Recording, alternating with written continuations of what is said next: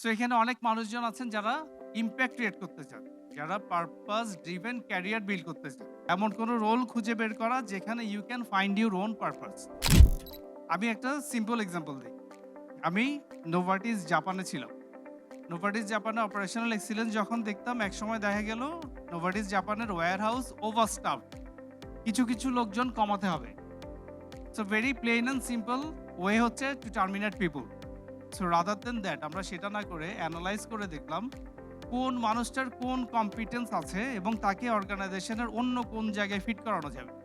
তো কিছু মানুষকে আমরা হেডকোয়ার্টারে দিলাম, কিছু মানুষকে আমরা সেলসে দিলাম। তার অ্যাসপিরেশনই হয়তো আগে থেকে ছিল সেলসে কাজ করার বা মার্কেটিংয়ে কাজ করা।